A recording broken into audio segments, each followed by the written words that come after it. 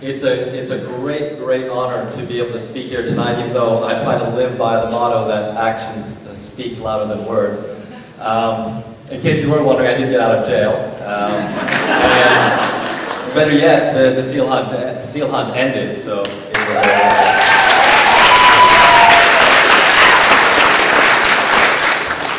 but as I said, speaking to a camera is a lot different than speaking to a big group of people, and I'm sure that Alex has smelled my sweat because I've been kind of sweating out a little bit, and it's because of who you are. I mean, I'm really addressing my heroes, and so I mean, for me, this is less of an animal rights conference and more of like a superhero convention for me. But, thank you so much for all you do. And when I was asked by Alex to speak on this panel, I wasn't entirely sure.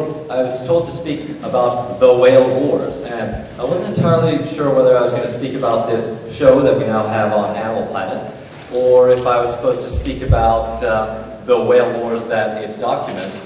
So I thought I'd begin with the story of how I even heard the word whale was even first mentioned.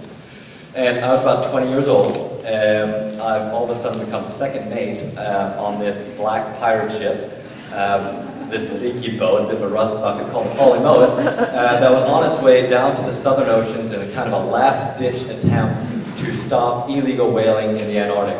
And it was just as Japan had announced to the world that they had every intention of killing 17,000 whales over the next 17 years. And, you know, on the ship, Paul usually doesn't discuss his tactics with the crew until the minute before confrontation, so I didn't really know what to expect. And this is about the time I just read the Sydney Morning Herald that put out their headline and said, you know, the whale wars have now begun because we were entering the fray. And I remember coming up to the wheelhouse in Farley Mowat, and I heard this awful racket from the main deck, and I remember looking out the window and saw that our crew was welding this 2-meter-long spike together, which Paul affectionately referred to as the mother of all can openers. And we were going to put this on the side of the ship, but hopefully it would dissuade the whalers from continuing their illegal whaling operations. And I think that was the moment that I realized that, well, I guess I'm not with Greenpeace anymore.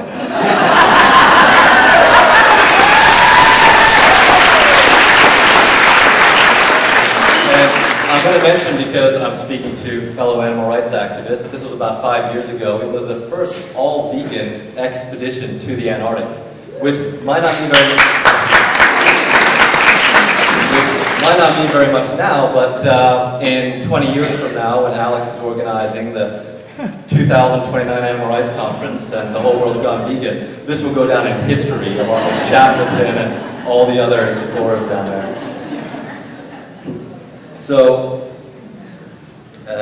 since that time, you know, we've been rammed by Japanese whaling vessels. I've had concussion grenades thrown at me. You know, Paul has even been shot in the chest. The only thing that saved him was a Kevlar vest that he was wearing at the time.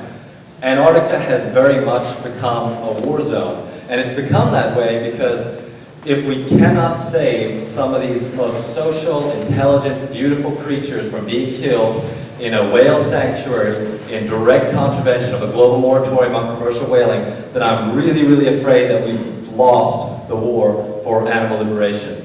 And so, to borrow the words from Edward Abbey said that, you know, in all environmental campaigning and all animal rights campaigning, you get to a certain stage where you have to say that this is my line in the sand. You go here, this far and no further. And for me, Antarctica and the whaling that goes on there is my line in the sand. And it's very much a war. It's a war where the casualties are very real. The casualties are these 1,000 whales that will be illegally killed, will be killed if we do not intervene. So at the moment now, we're preparing a 6th expedition to the Antarctic. We've made a promise that, you know, we never surrender, we do not retreat. We will continue going after the illegal operations until we shut them down. And as we leave for Antarctica again in December, we have every intention of sinking the Japanese whaling fleet economically.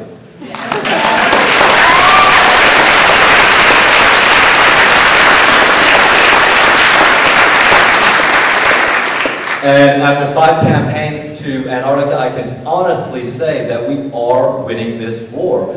5 years ago, we prevented the Japanese whaling fleet from killing 83 whales.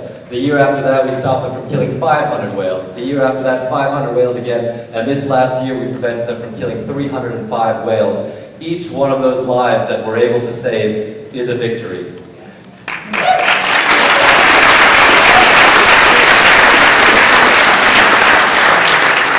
And not only that, but each one of these lives that we're able to save is a direct economic blow to the Japanese whaling industry. A minke whale fetches for about $250,000 on the Tokyo fish market. An endangered fin whale goes for about $1 million. And if you do some quick calculations, last campaign we prevented the Japanese whaling fleet from killing 49 out of the 50 fin whales that they were trying to kill. We have cost this industry millions.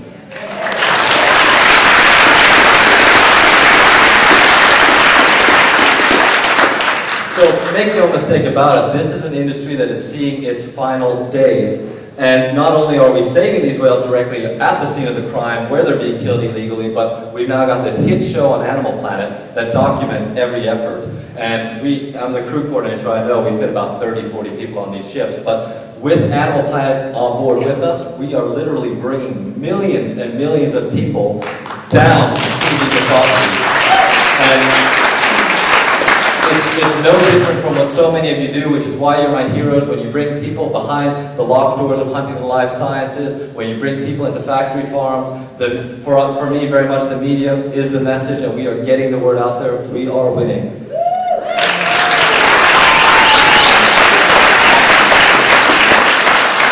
And just to show that, I mean, this show, Animal Planet, 5 people have already approached me during this conference and said that people that they know or people that they love now finally understand. They've made this connection as to why their loved ones spend so much time fighting for animal rights.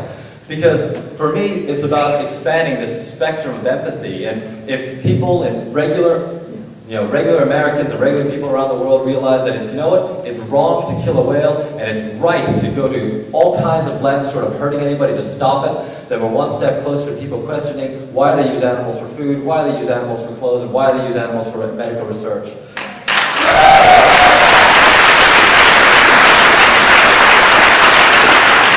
So this last year's campaign was definitely the most intense that I've ever been a part of. The Japanese whaling fleet has definitely stepped up in their violence towards us. They show about as much regard for human life as they do cetacean life. They've thrown metal bolts and lead weights at us with the intention of injuring us. They've used acoustic weapons on our helicopter, putting our chief pilot in serious jeopardy. But there's one event in particular that really galvanized the campaign, and that's, much of our success depends on our reputation. And as soon as we show up at the whaling area, the killing stops because the Japanese whaling fleet is on the run. If they're on the run, they're not killing whales. And in 5 years of campaigning, we cost the industry $150 million, and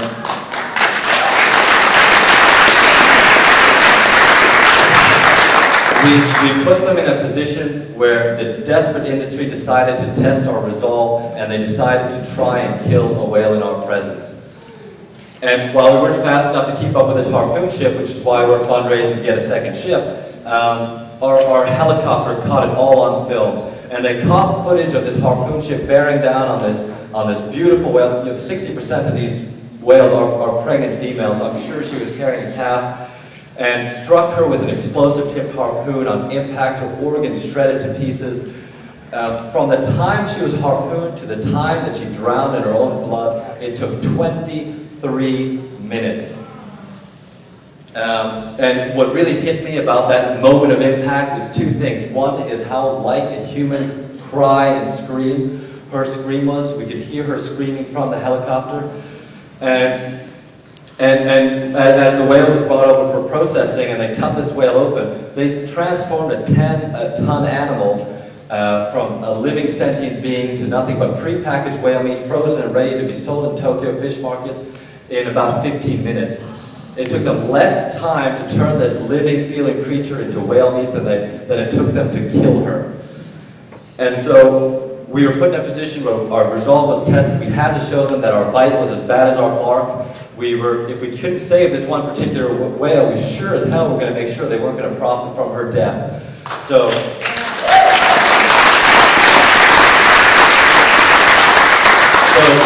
moved our ship, the Steve Irwin, in between the factory ship and the harpoon ship when the whale was going to be transferred. 1,000 tons of steel collided with 1,000 tons of steel, and I can promise you that the Japanese whaling fleet did not try to whale in our presence again.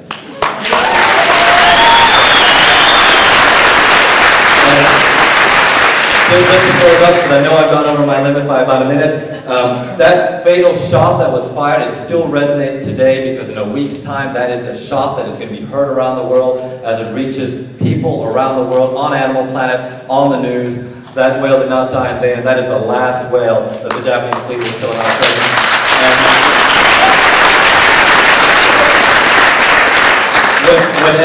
Whenever I feel hopeless, I remember that single moment. I remember that moment of impact, and I remember the fact that one single action can save lives. And just as my final statement, one campaign that really, I've been doing this for 6 years now. One of the campaigns that I always look back at was our 2006-2007 Antarctic whale campaign, where a small group of individuals with not a lot of money bought an ex-Navy ship in the United Kingdom, sailed it across the Atlantic during the North Atlantic during the winter, across the equator, around Cape Horn, to confront a fleet of killer ships 10,000 miles away in the treacherous ice floes of Antarctica for one single purpose: to risk our lives to save a species other than our own. Make no mistake about it, we are winning. We will see the end of whaling in the Antarctic. HLS will close its doors. We will see the end of factory farming. We will see the end of fur farming in North America. We win, and it's because of you. You are my heroes. Thank you for giving me this time.